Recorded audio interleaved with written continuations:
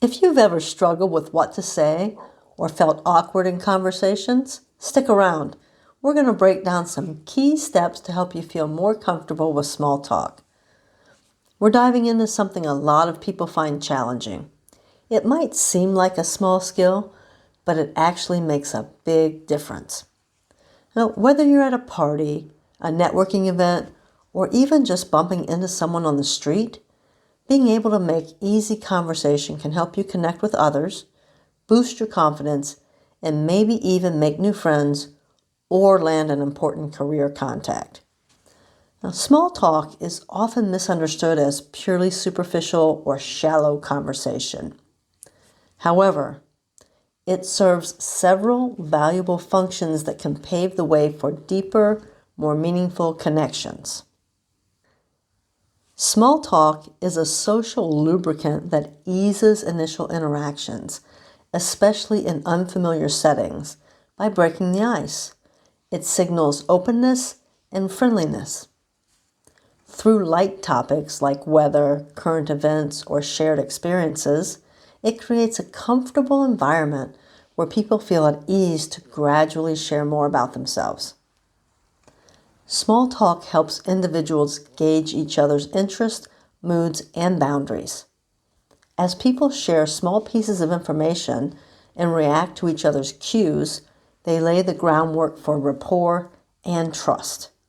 Now, psychologically, these seemingly trivial exchanges are essential because they establish a safe space where people feel seen and valued. In many cases, small talk opens the door to more substantial topics, allowing individuals to reveal more about their beliefs, their values, or aspirations once the trust has been built. Just think about it for a moment. Unless you're at a physics gathering or a metaphysical convention, you're not just going to start asking a stranger about quantum mechanics unless they're carrying a book about it or wearing a t-shirt with a related slogan or have some other way to signal to you that they even know what that is.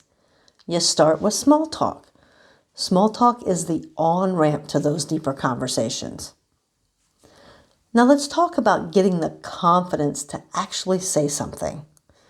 Many people feel intimidated because they worry about saying the right thing or fear being judged. Here's the secret. Most people are just as nervous as you are, and they're usually happy to have someone else initiate the conversation. Try thinking of it like a friendly gesture rather than a performance. Starting a conversation can be as simple as a smile and a hello. Remember, you don't need to be witty or charming, just genuine. Here are some tips for building confidence. Take a deep breath and focus on staying calm. Remind yourself that it's okay if the conversation doesn't go perfectly. Have a few go-to openers ready. Simple things like, "How's your day going?" Or, "This is a great event." Or, "Have you been here before?" Simple but effective. The goal is just to break the ice and see if they are receptive. Now let's move on to how to start a conversation. Look for something in your environment to comment on, especially if you're at a social event. Noticing the details like, "This place has a great vibe," or "That appetizer looks amazing," gives you something neutral and easy to bring up. People tend to respond well when you open with something that's both light and relevant to the moment. Some examples of easy conversation starters. Now, let's say you're in a shared space. Mention the setting. Again, you can say, "This place has a great vibe. Have you been here before?" Or, "How did you find out about this place?" Or, "How did you find out about this event?" If there's food or music, you can say, "What do you think of the music?" Or, "What suggestions do you have for an appetizer?" Look around your environment, and this includes items of clothing the person might be wearing, or any other item they may have, such as a book, a slogan button, colored hair, piercings, tattoos, Really, anything you can comment on and follow up with an open-ended question. Now let's talk for a minute about reading body language. Body language cues can tell you if someone's open to conversation or if they're not in the mood. Look for things like an open posture, eye contact, and them facing their body somewhat or fully towards you. These are good signs. Now, if they're looking away or crossing their arms or checking their phone frequently, or they kind of turn their body slightly away from you rather than slightly towards you, it's a sign that they may not be interested in talking right now. And that's okay too. Just move on to somebody else. Now, one of the biggest challenges in small talk is figuring out what to say after you break the ice.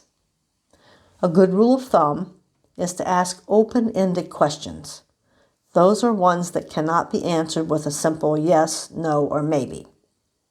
Now, not every question you ask is going to be open-ended, but try to default to that type of question more often than not. Now, open-ended questions encourage the other person to share more. This helps the conversation flow naturally. It will usually give you information that you can ask more questions about. Some examples of open-ended questions could be, instead of saying, "Oh, did you have a good weekend?" Say, "What did you get up to over the weekend?" Ask about their interests or recent experiences. You can introduce a subject to ask about like this.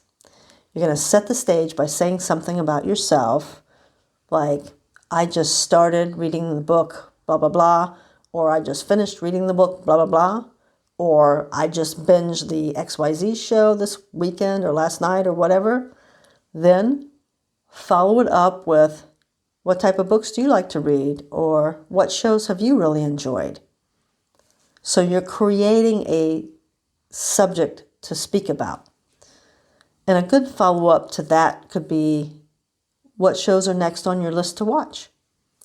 The other thing is to listen to what they say and pull questions from that. Like, "Oh, I've heard about that book or that show, but I don't really know much about it. Can you tell me a little about the plot?" Or if it's a book or show you're familiar with already, you can ask more targeted questions. If they have finished the book or the series, you can ask them very specific questions and share your likes, dislikes, surprises, and those sorts of things. So here are some more tips to keep the conversation going.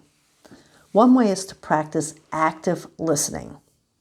This means actually focusing on what the other person is saying rather than planning what you're going to say next.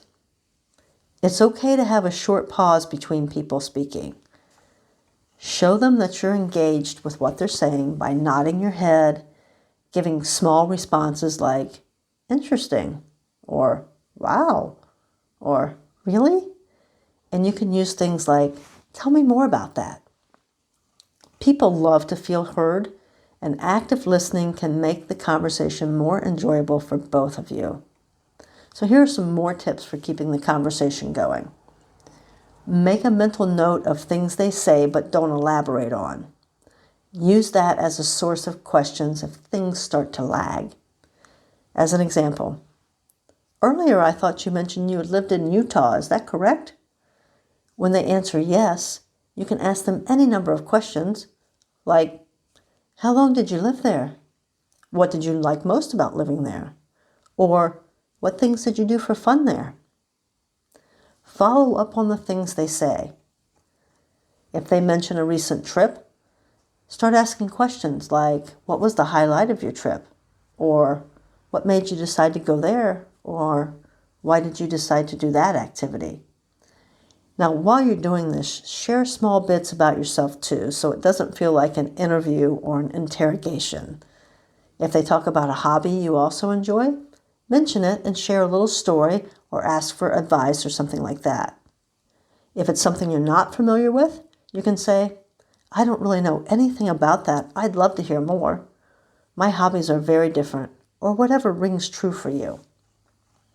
Now, once you've warmed up the conversation, you might want to take it a bit deeper. Moving from small talk to more meaningful conversation can happen naturally when you find a shared interest. For instance, if the topic is work, you could ask what they enjoy most about it or what challenges they're working on.